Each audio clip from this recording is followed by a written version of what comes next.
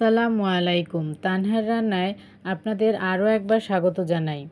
রান্নার সময় ছোট ছোট ভুলের কারণে কারো রান্না করা পোলাও একটু লালচে বর্ণের হয়ে যায়, আবার কারো কারো ক্ষেত্রে দেখা যায় একটু আঠালো আঠালো হয়ে দলা পেকে যায়।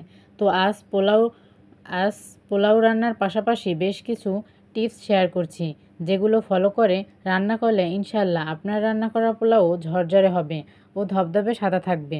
তো চলুন শুরু করা যাক। প্রথমে আমি 1 কেজি পোলাওর চাল নিয়ে নিচ্ছি। এখানে আমি চিনিগুঁড়া চালটা নিচ্ছি, আপনারা চাইলে যে কোনো প্যাকেটের চাল নিতে পারেন।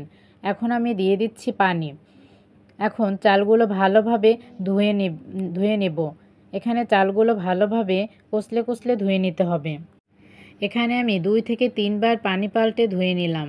এখন পানি ঝরানোর জন্য চালগুলো একটি ছাঁকনিতে রেখে দেব 15 মিনিটের মতো। এখন চুলায় একটি প্যান বসিয়ে দিলাম।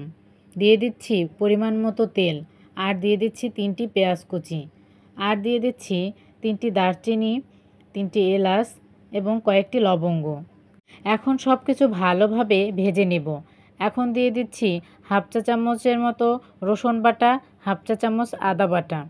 এখন 2 থেকে 3 মিনিট ভেজে নেব।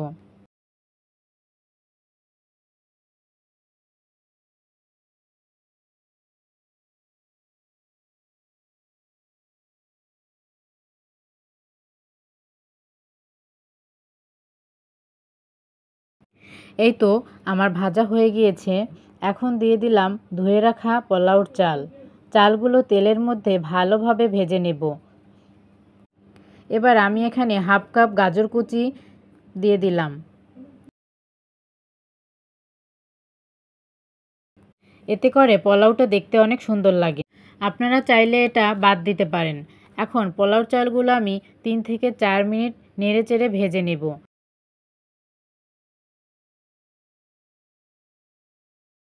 তো চালটা আমার পুরোপুরি ভাজা হয়ে গিয়েছে। এখন এখানে দিয়ে দিচ্ছি পরিমাণ মতো গরম পানি। এখানে কিন্তু গরম পানিটাই ব্যবহার করতে হবে। তো এখানে আমার 1 কেজি চালের জন্য 12 কাপ পানি লেগেছে। আরও সহজ হিসাবটা হচ্ছে 1 কাপ পানির জন্য 2 কাপ পানি নিতে হবে। এভাবে টিপস ফলো করে রান্না করলে পোলাও অনেক ঝরঝরে হবে। তো এখানে পানি দেওয়ার পর দিয়ে দিচ্ছি 5টি আস্ত কাঁচামরিচ, আর দিয়ে দিচ্ছি 1 চা চামচ লবণ। এবার নেড়েচেড়ে দিয়ে দিলাম।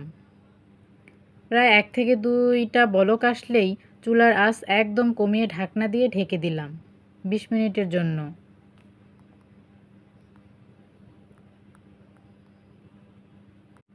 20 মিনিট পর ঢাকনা তুলে নিলাম, আর দেখতেই পাচ্ছেন আমার পোলাও একদম পারফেক্টভাবে হয়ে গিয়েছে, আর অনেক ঝরঝরেও হয়েছে। এখন পরিবেশন করে নেব।